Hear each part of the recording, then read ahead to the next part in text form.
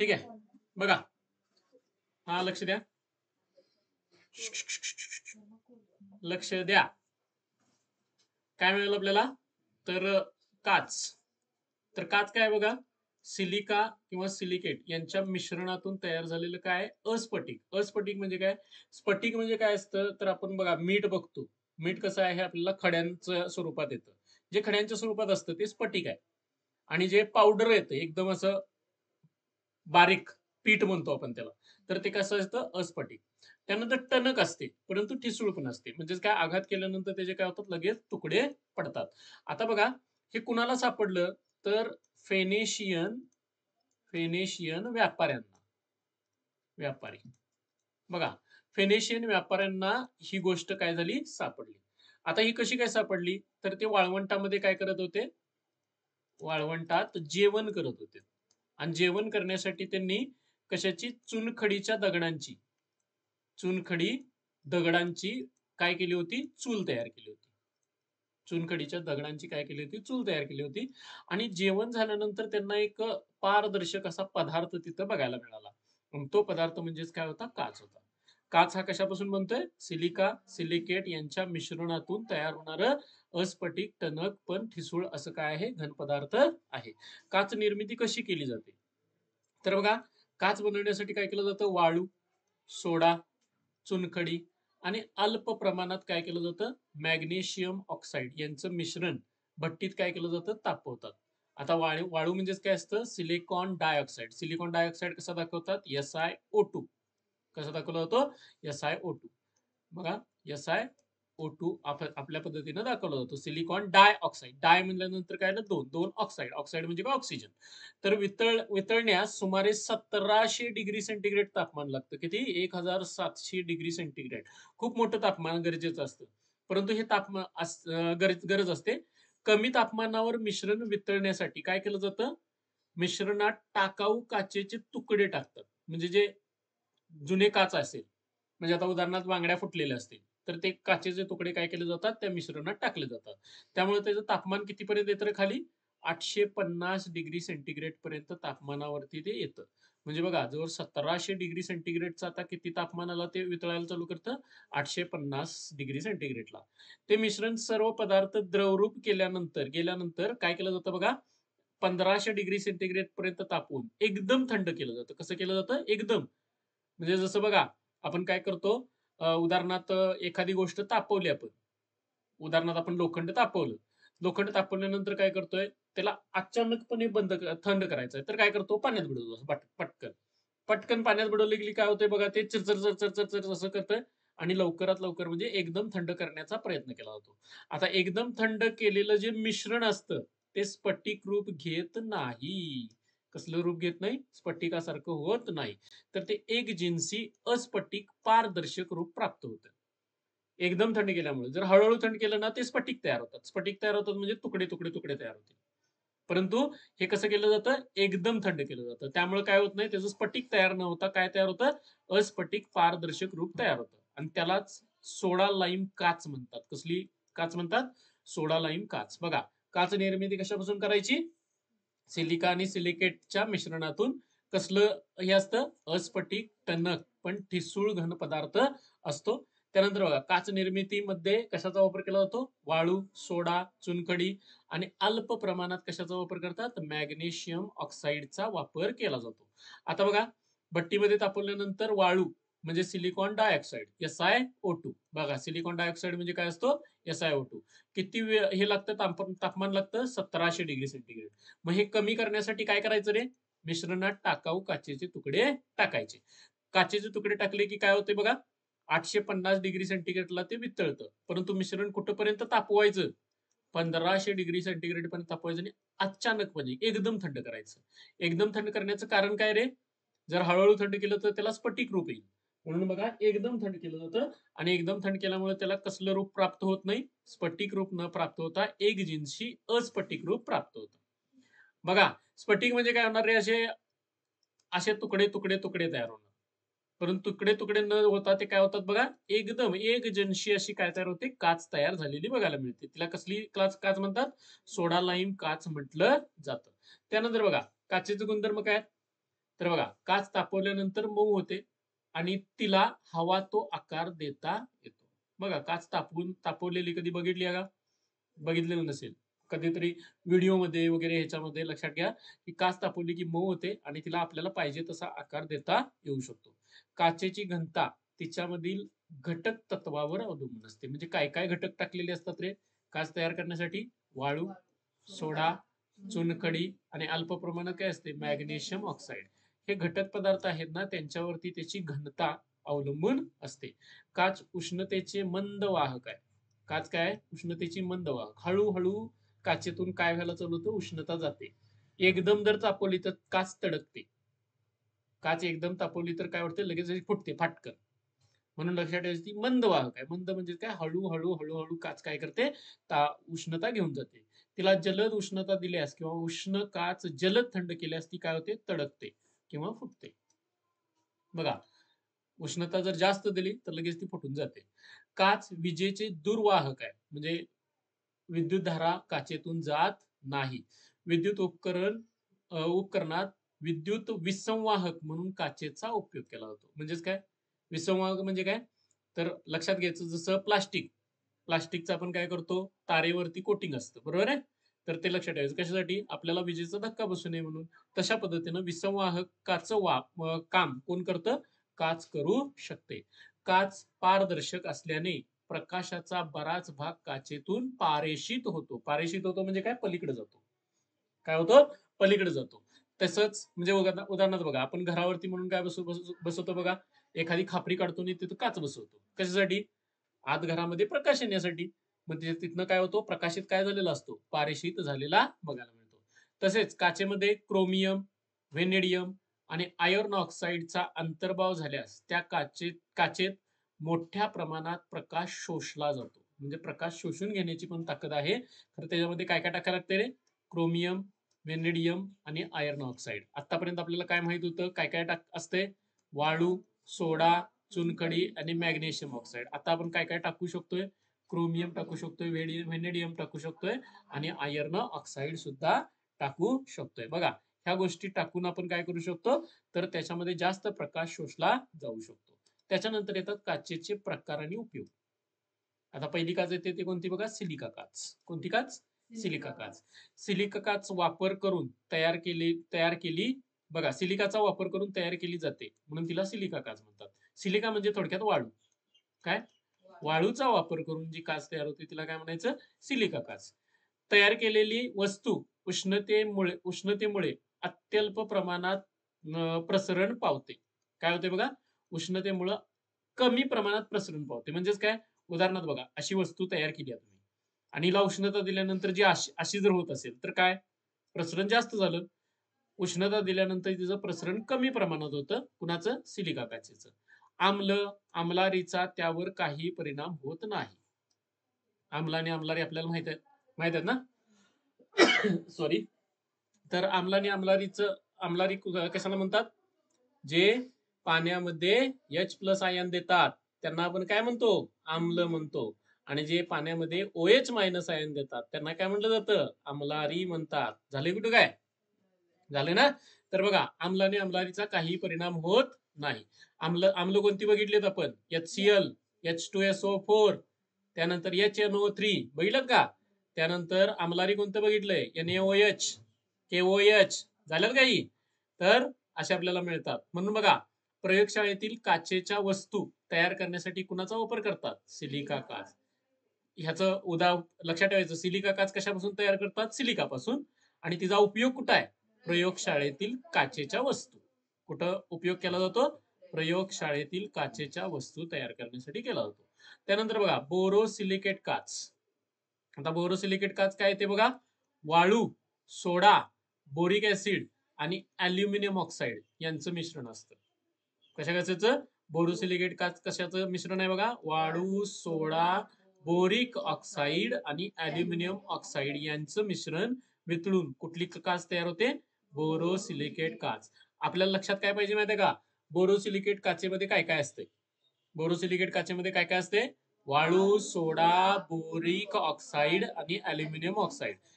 औषधावर या काचेचा काही परिणाम होत नाही. आणि म्हणून औषध निर्मिती उद्योगामध्ये कुठली काच वापरली जाते? बोरोसिलिकेट काच. बघा हे औषधाच्या बाटल्या ज्या तुम्हाला बघायला मिळतात त्या कशाच्या बनवल्या जातात? बोरोसिलिकेट काचेचा बनवल्या जातात. त्याच्यावरती कशाचा परिणाम होत नाही? औषधांचा परिणाम होत नाही. बोरोसिलिकेट काचेमध्ये काय काय असते? वाळू, सोडा, बोरिक ऑक्साईड, अल्युमिनियम ऑक्साईड असतं. बोरोसिलिकेट काचेचा उपयोग कुठं आहे? औषध मध्ये केला जातो किंवा औषध उद्योगामध्ये, औषध निर्मिती उद्योगामध्ये कशाचा वापर केला जातो? बोरोसिलिकेट काचेचा वापर केला जातो. त्याच्यानंतर बघा आणि काचेचे प्रकार आहेत. तिसरा प्रकार कोणता आहे? अल्कली सिलिकेट काच. आता अल्कली सिलिकेट काच कसली आहे बघा? वाळू, सोड्याचे मिश्रण तापवून अल्कली सिलिकेट काच तयार केली जाते. कशाचा वापर केला जातोय? वाळू आणि सोड्याचे मिश्रण. अल्कली सिलिकेट काच पाण्यात विद्राव्य असल्याने तिला जल काच म्हणतात. हे खूप महत्वाचं आहे. प्रश्न कसा येतो? जल काच किंवा वॉटर ग्लास कुणाला म्हटलं जातं? तर काच किंवा वॉटर ग्लास कुणाला म्हटलं जातं? अल्कली सिलिकेट काच. का म्हणायचं? तर ती पाण्यामध्ये कशी असते? विद्राव्य, विरघळते. पाण्यामध्ये काय होते? विरघळते. कुठली काच? अल्कली सिलिकेट काच पाण्यामध्ये विद्राव्य असते म्हणून तिला काय म्हणतात रे? जल काच किंवा वॉटर ग्लास म्हणतात. लक्षात ठेवा, इथं प्रश्न हा विचारला जातो. त्यानंतर बघा सिसेयुक्त काच. चौथा प्रकार कोणता? सिसेयुक्त काच. काय असते त्याच्यामध्ये? वाळू, सोडा, चुनखडी आणि लेड ऑक्साईड. काय असते? बघा हे तुम्हाला पाठवायला पाहिजे. बघा मगाशी आपण कोणती बघितली? सिलिका काचेमध्ये कोण असतं? सिलिका. कुठं वापर आहे? प्रयोगशाळेतील वस्तूंमध्ये. बोरोसिलिकेट काचेमध्ये काय काय असते? वाळू, सोडा, बोरिक ऑक्साईड आणि अल्युमिनियम ऑक्साईड. ही बोरोसिलिकेट काच कुठं वापरतात? औषध निर्मिती उद्योगामध्ये वापरली जाते. आता कुठे येतं? अल्कली काच. अल्कली काचेमध्ये काय काय असते? वाळू आणि सोडा. ती अल्कली सिलिकेट काच असते ती पाण्यामध्ये कशी असते? विद्राव्य. म्हणून तिला काय म्हणायचं? जल काच किंवा वॉटर ग्लास. सिसेयुक्त काच त्याच्यामध्ये काय येते? वाळू, सोडा, चुनखडी आणि लेड ऑक्साईड. हे आहे तसंच आहे बघा, वाळू, सोडा, चुनखडी आहे का? तर लक्षात ठेवायचं लेड ऑक्साईड या मिश्रणातून कुठली काच तयार होते रे? सिसेयुक्त काच तयार होते. चकचकीत असल्यामुळे या काचेचा उपयोग कुठं होतो? विजेचे दिवे, ट्यूबलाईट बनवण्यासाठी केला जातो. विजेचे दिवे ते जुने आहेत बघा. जुना जो 60 वॅटचा वगैरे मोठा बल्ब मिळायचा, लाल प्रकाश पडायचा त्याच्यातून, तर त्याच्यामध्ये जी काच वापरली जाते ती चकचकीत असल्यामुळे कोणाचा वापर केला जातो? शिशेयुक्त काचेचा वापर केला जातो. त्यानंतर येते बघा रंगीत काच. काय केलं जातं बघा? सोडा लाईम काच रंगहीन असते. कशी असते? रंगहीन म्हणजे पारदर्शक, पांढरी खड. जशी ही आपल्याला पांढरी खड काच मिळते तशा पद्धतीनं. किंवा आपण कसे ह्याची काय म्हणतो आपण, एसटीची, गाड्यांची काच ती कसली आहे? पारदर्शक आहे, रंगहीन काच आहे. तिला विशिष्ट रंग येण्यासाठी काच तयार करताना मिश्रणात विशिष्ट धातूचे ऑक्साईड घालतात. काय घालतं जातं? ऑक्साईड घालायचं. कशाचं ऑक्साईड घालायचं? धातूचं. आता बघा निळसर हिरवी काच मिळण्यासाठी कशाचा वापर करतात? Ferrous oxide. बघा हे महत्वाचं आहे. काय लक्षात ठेवणार? निळसर हिरवी काच. हिरवी काच काय वापरायचं रे? Ferrous oxide. कशाचा वापर करायचा? फेरस ऑक्साईडचा वापर करायचा. लाल रंगासाठी कशाचा वापर करायचा? Copper oxide. बघा हे लक्षात ठेवायचं आहे. लाल रंगासाठी कॉपर ऑक्साईड. Copper oxide. ह्या रंगीत काचा तयार होतात. कसल्या काचा तयार होतात? रंगीत काचा. रंगीत काचा तयार होण्यासाठी धातूचे ऑक्साईड. बघा इथं फेरस ऑक्साईड मिसळायचं आणि कॉपर ऑक्साईड. फेरस ऑक्साईड मिसळलं की कसली काच तयार होते? निळसर हिरवी. आणि कॉपर ऑक्साईड मिळवलं की काय होते? लाल काच तयार होते. त्याच्यानंतर येते संस्कारित काच. कुठली काच येते? संस्कारित काच. आता संस्कारित म्हणजे काय? तिच्यावर संस्कार केले जातात. जसे आपल्यावरती संस्कार केले जातात, चांगले संस्कार, वाईट संस्कार, तशा पद्धतीनं काचेवरती पण संस्कार करायचे. बघा काचेची उपयुक्तता आणि गुणवत्ता वाढविण्यासाठी तिच्यावर काही विशिष्ट संस्कार केले जातात. आहेत का? त्या काचेवरती विशिष्ट संस्कार केले जातात.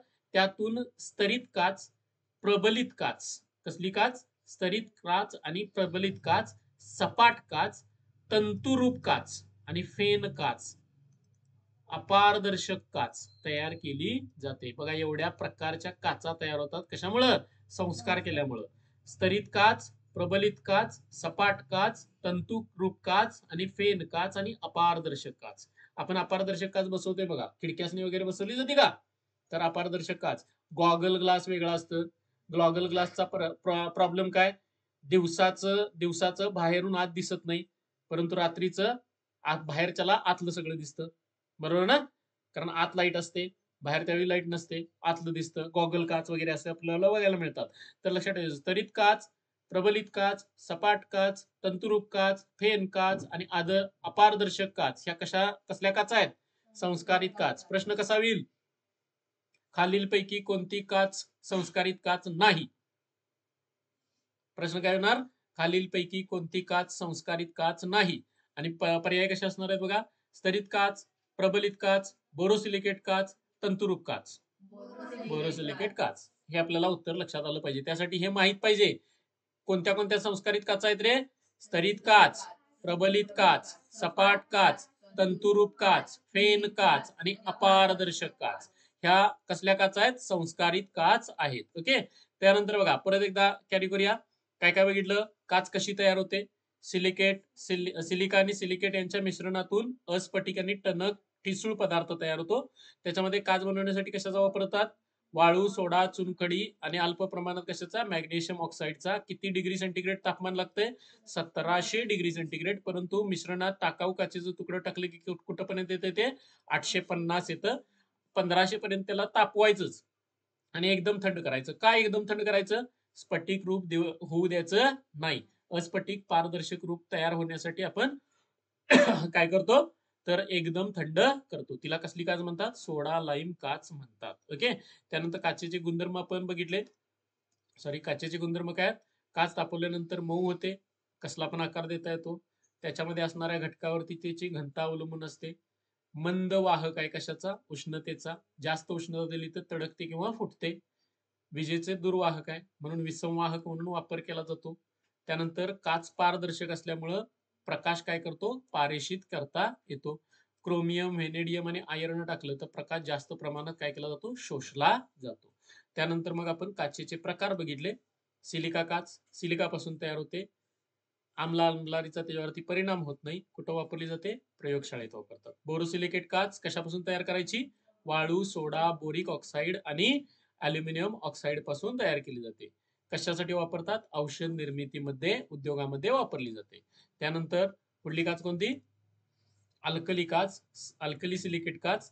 हिला कसली काच म्हणायचं रे, जल काच किंवा वॉटर ग्लास. का म्हणायचं, ती पाण्यामध्ये विद्राव्य असते. कशापासून तयार होते, वाळू आणि सोडापासून.